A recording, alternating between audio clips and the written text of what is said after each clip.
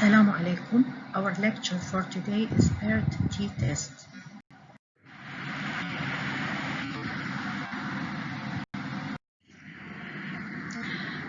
Paired t-test is a hypothesis test for the difference between paired means.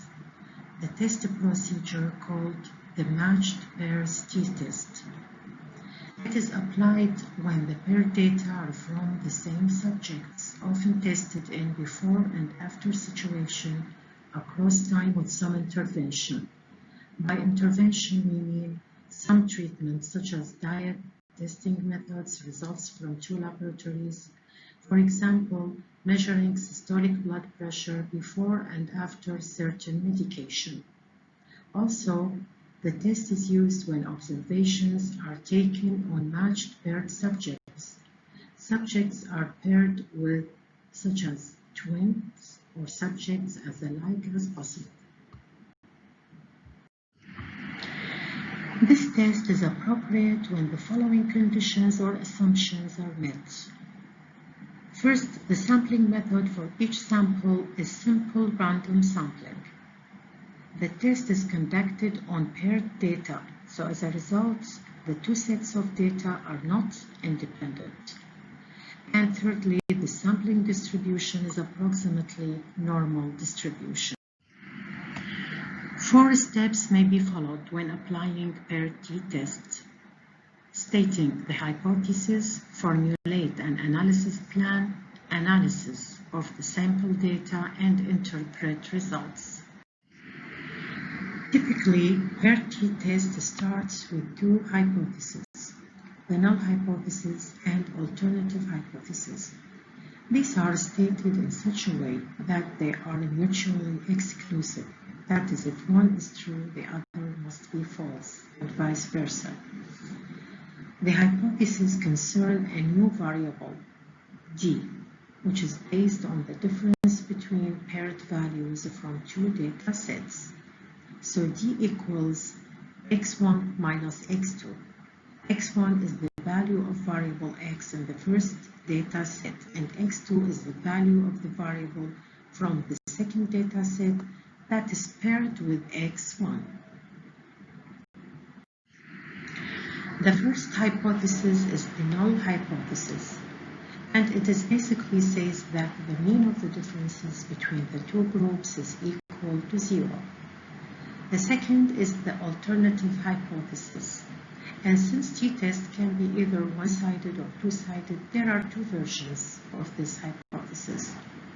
The alternative hypothesis for one-sided t-tests would either state that the mean of the differences is a positive number or that the mean of the differences is a negative number. The alternative hypothesis for a two-sided t-test would state that the mean of the differences for both groups is not equal to 0, but it wouldn't specify if it was positive or negative. Typically, researchers choose to use two-sided t-tests since they usually don't know how the medication or intervention will affect people who take it or use it. This table shows the 3 sets of null and alternative hypotheses. Each makes a statement about how the true differences in population values is related to some hypothesized value d, which is here equal to 0. The second step is formulate an analysis plan to describe how to use sample data to accept or reject the null hypothesis. It should specify the following elements: significance level, and here researchers choose significance levels equal to 0.01, 0.05, or 0.1, but any value between 0 and 1 can be used. Test method. Here we use matched pairs t-test to determine whether the difference between sample means for paired data is significantly different from the hypothesized difference between population means. Then you are going to use sample data to find the standard deviation, standard error, degrees of freedom, test statistic, and the p-value associated with the test statistic. So first, compute the standard deviation of the differences computed from n matched pairs. So standard deviation equals square root of sigma di minus d squared over n minus 1. Di is the difference for pair I, d is the sample mean of the differences, and n is the number of paired values. Then you are going to estimate the standard error according to this equation.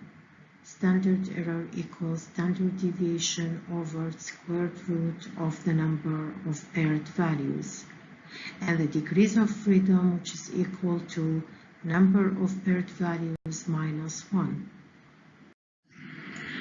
Then you are going to apply t-statistic, which is equal to the mean difference between paired values in the sample minus the hypothesized difference between population means, which is equal to 0, over standard error.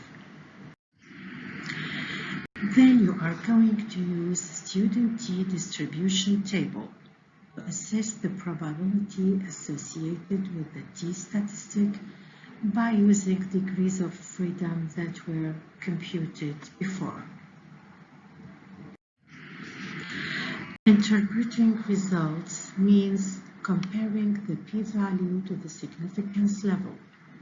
So researcher will reject the null hypothesis when the p-value is less than the significance level. This slide shows the probabilities for students' t-distribution. You can see the column to the left represents the degrees of freedom, and the row above represents levels of significance. To understand more how to use pair t-tests, we are going to have this example.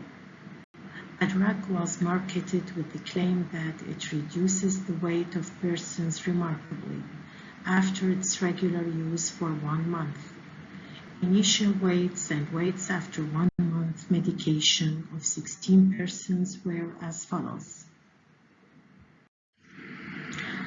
So here we have the initial weight measurements of 16 persons before they took the medication. And then again, they have weight measurements 1 month after they took the medication. So for each person, we have paired values of x1 and x2. So the question is, may we conclude on the basis of this data that the drug is effective in reducing the body weight of persons significantly at alpha 0.05? So our data that we are going to analyze consists of the initial weights and weights after 1 month medication of 16 persons. Statistical analysis will be performed on the differences between the before and after weights.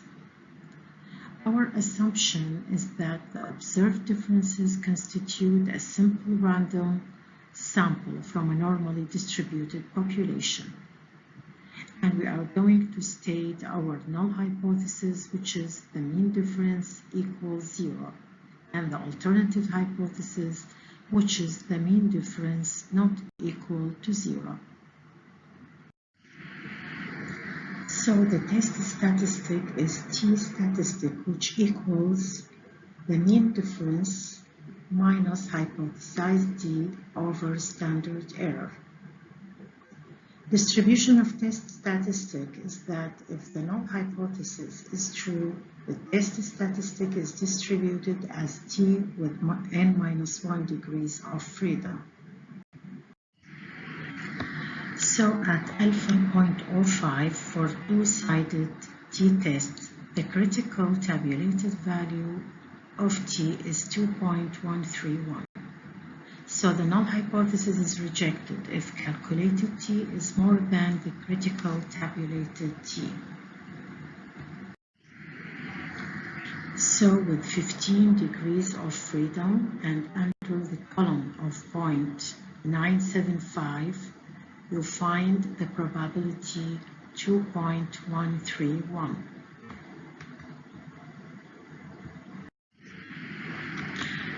To decide about null hypothesis, the absolute value of calculated T should be compared with the critical tabulated value of T at alpha level of significance and n-1 degrees of freedom.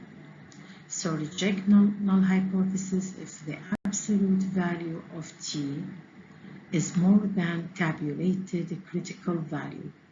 Otherwise, you accept the null hypothesis. So as we learned before, you are going to add a new column for the differences between the first set of data x1 and the second set of data x2. This column you are going to name it D. For this column D, you are going to compute standard deviation, standard error, and then to compute the T value to interpret your results. There are certain points that should be considered when analyzing your data. First, all differences should be taken in one direction. For example, x1 minus x2. 2, while calculating the mean of the difference or standard deviation, the sign of the differences should be taken into consideration. And the variable measured for x1 and x2 should be the same and in the same unit of measurement. So you are going to calculate the mean of the difference and the standard deviation.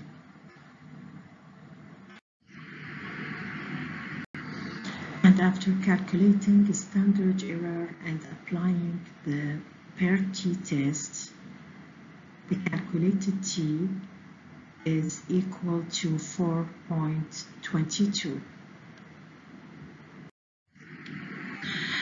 And since the calculated T is more than tabulated critical T value, null hypothesis is rejected, and we conclude that the drug is effective in reducing the body weight of persons significantly. And since the calculated T is more than tabulated critical T value, null hypothesis is rejected, and we conclude that the drug is effective in reducing the body weight of persons significantly.